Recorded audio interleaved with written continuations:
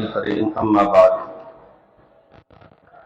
قال الله تبارك وتعالى ينال الله لحومها ولا دماؤها ولكن ينالها منكم. حضرات محترم، پاک پروردگار کا بہت ہی بڑا فضل اور کرم ہے، انعام ہے کہ حق تعالی جل شانہ نے ایمان کی دولت نصیب فرمائی اور اپنی ربوبیت الوہیت پر یقین اور ایمان رکھنے کی توفیق بخشی. جناب رسالت مآب علیہ السلام خاتم النبیین کی امت میں پیدا فرمایا. تمام انسانوں کی کامیابی، فلاح و بہبودی وہ اس میں مضمر ہے کہ جناب رسالت مآب علیہ السلام کے طریقہ عمل اور نمونہ عمل کی اتباع کی جائے. سنت کے اندر کامیابی ہے، کامرانی ہے، راحت ہے. بقرعید کے موقع پہ جو ایک تہوار ہے، ہر قوم و ملت میں کچھ ایسے مخصوص دن ہوا ہی کرتے ہیں جن میں وہ خوشی و مسرت، انبساط اور سرور کے ساتھ پیش آئے، اچھی پوشاک، اچھے لباس کے ساتھ خوشی و مسرت کا اظہار کریں. حق تعالی جل شانہ نے ایمان والوں کو یہ دو تہوار نصیب فرمائے، عید الفطر اور عید الاضحیٰ. لیکن اس کے ساتھ ہی یہ کہ تہوار صرف خوشی اور مسرت کہیں نہ بن کرتے رہ جائے، کھیل اور کود کا ایک حصہ نہ بن کرتے رہ جائے. اس کے اندر اللہ تعالی شانہ کے ذکر کو بڑھا دیا گیا کہ ایمان والا تہوار میں منائے، خوشی و مسرت میں شاد و فرحہ بھی ہو، لیکن اس کے لیے دوگنا رکعات کو بڑھا دیا گیا. اس کے لیے خطبہ اور ذکر الہی اس کا اس میں اضافہ ہوا. اللہ تعالیٰ جل شانہ نے فرمایا ہے کہ اللہ تعالیٰ شانہ کے ہاں قربانی کا نہ گوشت پہنچتا ہے نہ خون پہنچتا ہے. اللہ تعالیٰ شانہ کے ہاں تو قربانی کرنے والوں کا تقویٰ پہنچتا ہے. ان کے دل میں کیا خیالات ہیں، کیا تصورات ہیں، کیا ارمان ہیں اور کیا جذبات ہیں، اللہ جل وعلا کے ہاں وہ چیزیں پہنچتی ہیں. حدیث پاک میں فرمایا گیا ہے انما الاعمال بالنیات، تمام اعمال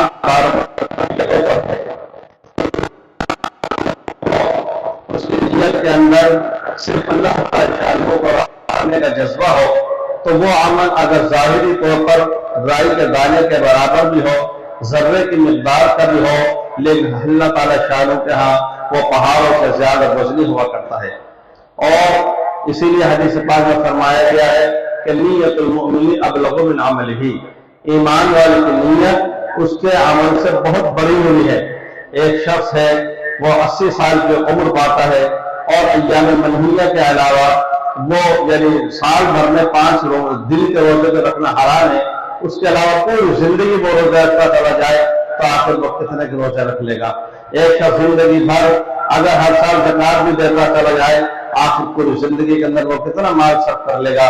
تو اعمال انسان کے محدود ہے، اس کی ایک مقدار ہے، اس کا ایک وزن ہے، لیکن نیت جیسے عظیم چیز ہے کہ اگر کوئی انسان اس میں بھوک سے دل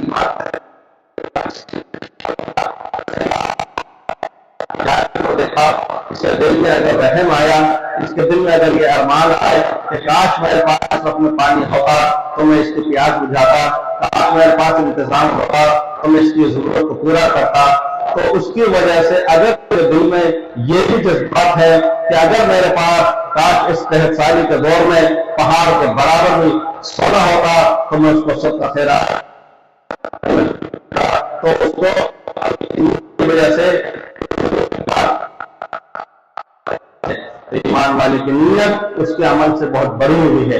ہر اور آپ کو میں سوچنا چاہیے کہ قربانی کے اندر جب اللہ کے ہاں ہمارے جانوروں کا قربانی کا گوشت نہیں پہنچ رہا، یہ چیز ہمارے خود کے ساتھ ہم اس سے مستفید ہو رہے ہیں، ہم اپنے رشتہ کو اس سے فائدہ پہنچا رہے ہیں، تو پھر کون سی چیز ہے جو اللہ جل وعلا کے دربار میں پہنچ رہی ہے؟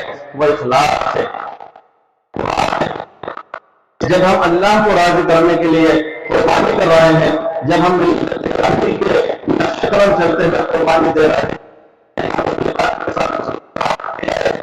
اور آپ کے عمل کے اور سنت کی پیروی کرتے ہوئے ہم تو کیوں ہم ایسا کریں، اس عمل کو صرف اللہ کی رضا کی خاطر کریں، سنت کے اوپر کریں، ریاکاری نہیں ہو، شہرت نہیں ہو،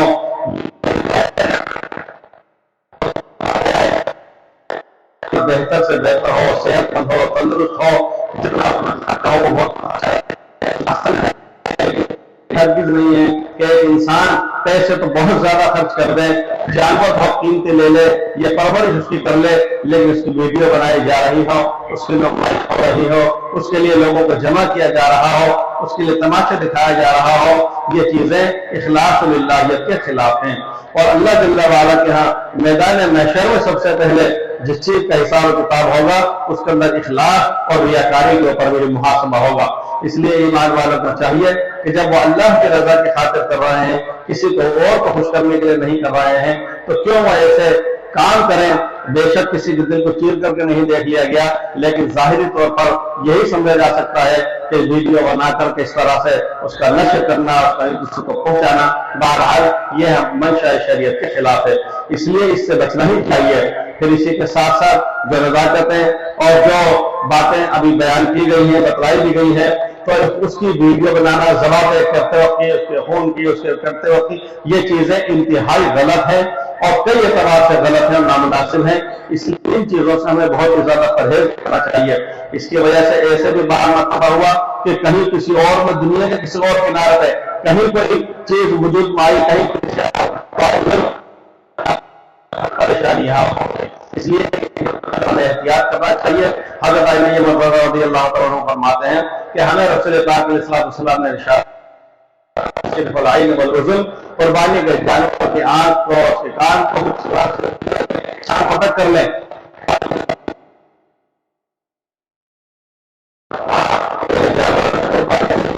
اس کے کان چلے ہوئے ہوں، پھٹے ہوئے ہوں، بہت سارے دبلا جانور نہیں ہو، بہت نازک جانور نہیں ہو،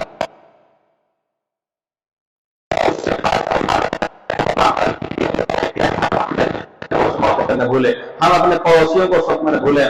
خاص طور سے یاد رکھنا چاہیے اور ذہن رکھنا چاہیے کہ آپ میں یا محلے کے اندر، یہ بستی کے اندر کہ جن کی قربانی نہیں ہو پائی ہے، زبردست ہے، ایسے گھروں کے اوپر ظاہر ہے اس کو بہت زیادہ ابتدائی اسلام نے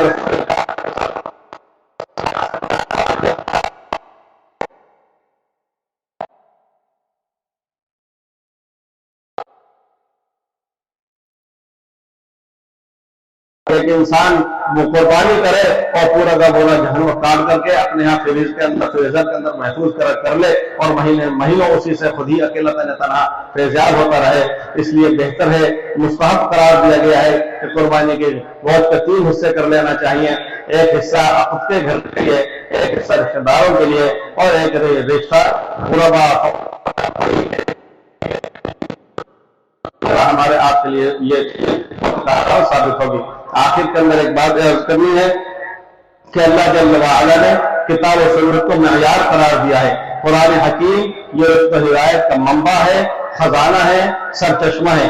حدیث پاک، سنت نبوی یہ انسانوں کی کامیابی کے لیے نمونہ ہے۔ لہذا ہر ایمان والے کے اوپر لازم اور ضروری ہے کہ وہ اپنے ایمان بچائے رکھنے کے لیے، محفوظ رکھنے کے لیے، بڑھاتے رکھنے کے لیے اور استحکام کے لیے وہ کتاب و سنت سے جڑا ہوا رہے، وہ قرآن کریم پر عمل کرنے والا ہو، اس کو سمجھنے والا ہو، اس کو دوسروں تک اس پیغام کو پہنچانے والا ہو اور ہر عمل کے اندر سنت طریقوں کو دیکھ کر کے عمل کرنے والا ہو۔ سنت طریق کو دیکھ کر کے عمل کیا جاتا ہے تو وہ انسان کے لیے ہر اعتبار سے بہتر رہتا ہے۔ حضرت مولانا شاہ ابرار علیہ رحمۃ یہ فرمایا کرتے تھے کہ سنت کی علامات میں سے یہ بھی ہے کہ وہ سنت اسہل ہوا کرتی ہے، یعنی اس سے زیادہ آسان کی کوئی دوسری شکل نہیں ہو سکتی۔ آپ کتنے طریقوں کو جان لیں اور چھانٹ لیں، کر لیں، لیکن جب بہت سارے طریقے کسی بھی کام کے ہوں گے تو اس سے بہتر شکل وہی ہوگی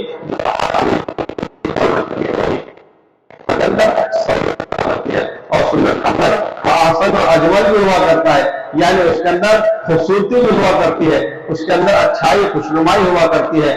اس لیے اور وہ چیز سنت عادت کی ایک خوبی یہ ہے کہ وہ اکمل ہوا کرتی ہے، یعنی ہر اعتبار سے کمپلیٹ. چنانچہ بزرگ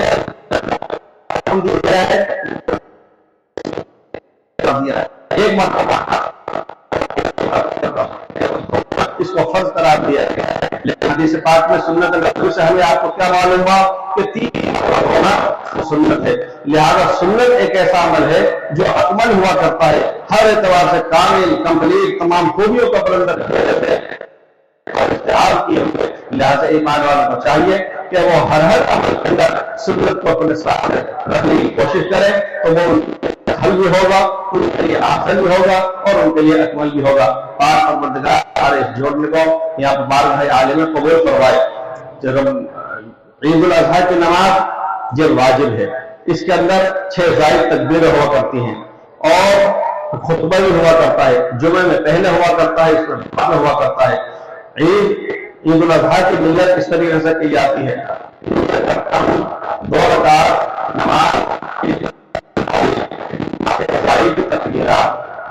پہلی مرتبہ میں امام صاحب تکبیر تحریمہ کہہ کر کے ہاتھ باندھ لیں گے. تمام مقتدی حضرات بھی تکبیر تحریمہ کہہ کر کے ہاتھ باندھ لیں گے.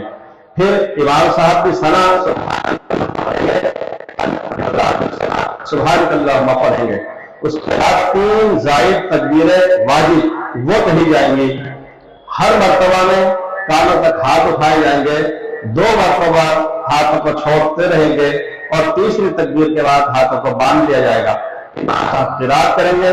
تمام مقتدی حضرات بہت توجہ استحضار کے ساتھ اس کو سنیں گے.